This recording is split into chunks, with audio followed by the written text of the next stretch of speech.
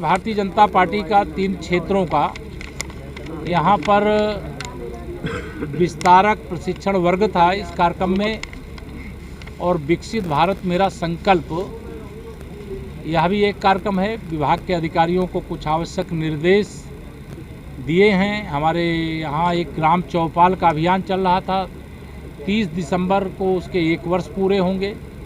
तो एक दिन जो चौपाल इस बार की लगेगी 29 दिसंबर को, वो विशेष चौपाल लगेगी, और 30 दिसंबर को स्वच्छता का एक विशेष अभियान, 29 को स्वच्छता, 30 को चौपाल, यह बड़े पैमाने पर करने का निर्देश दिया गया है। माननीय प्रधानमंत्री श्री नरेंद्र मोदी जी के मार्गदर्शन में, आदरणीय योगी आदित्यनाथ जी के नेतृत्व में हम लोग लगातार उत्तर प्रदेश को सभी केंद्रीय योजनाएं जितनी भी हैं वो गांव गरीब किसान तक पहुंचाने का काम, महिला सशक्तिकरण के दृष्टिकोण से काम यह करने का कार्य कर रहे हैं। आज 6 दिसंबर है, भारत रत्न संविधान निर्माता बाबा साहब जी की पुण्यतिथि है, उनको नमन करता हूं।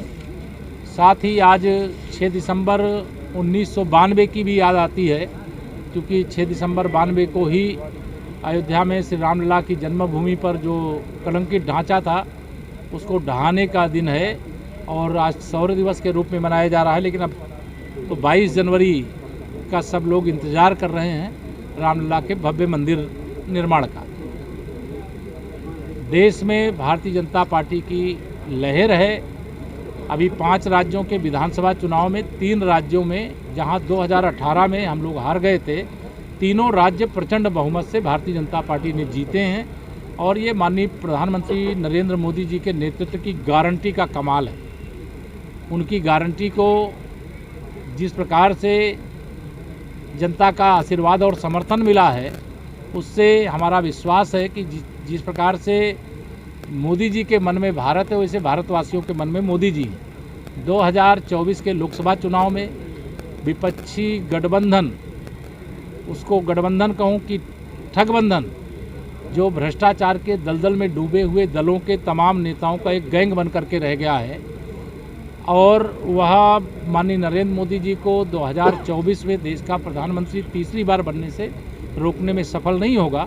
और मुझे पूरा विश्वास है कि 2019 में हम 300 पार थे, 2024 में 400 पार भी हों तो कोई आश्चर्य नहीं होना चाहिए। धन्यवाद सर। बनारस में एक प्रोग्राम में अखिलेश जी ने कहा है कि परिणाम आ गए हैं, कांग्रेस का बिना नाम लिए अहंकार भी खत्म हो गया है, क्या कहना चाहेंगे? देखिए, अहंकार तो कांग्रेस का भी खत्म होना चाहिए और अखिलेश यादव जी का भी खत्म होना चाहिए, क्योंकि अहंकार तो उनको भी बहुत है।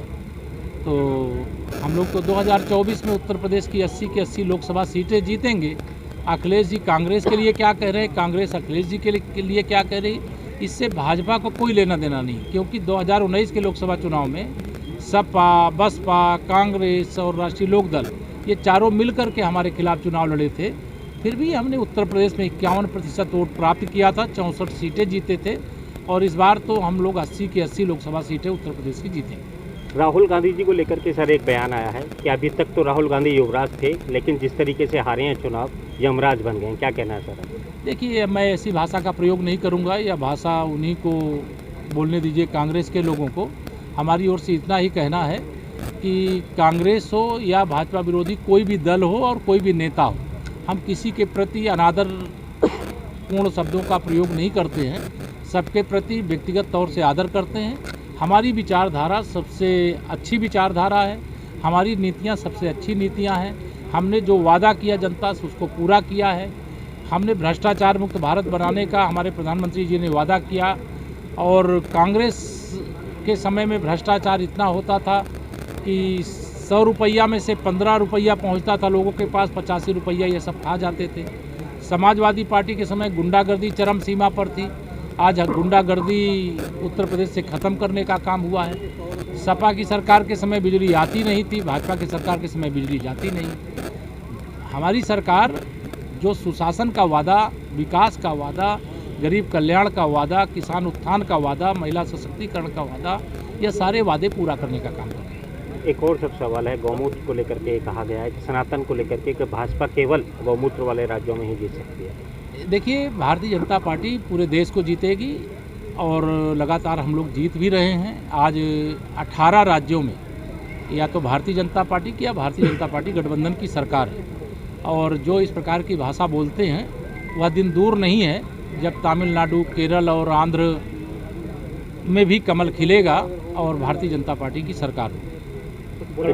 करणी सेना के प्रमुख की हत्या कर दी गई, करणी प्रमुख की हत्या कर दी गई। वो दुखद है। मैं इस प्रकार की जो घटना हुई है उसकी निंदा करता हूं, उनके परिवार के प्रति संवेदना जाहिर करता हूं। और अभी चूँकि कांग्रेस वहां पर सरकार में थी और अभी हमारी सरकार ने शपथ नहीं लिया, और यहाँ इस तरह की घटना हो जाना ये दुखद है, दुर्भाग्यपूर्ण है, और उसमें पुलिस कार्रवाई करेगी और जो भी हत्यारे हैं उनको पकड़ा जाएगा, उनके खिलाफ कार्रवाई होगी। लेकिन घटना जो हुई है वो दुखदायी है। धन्यवाद।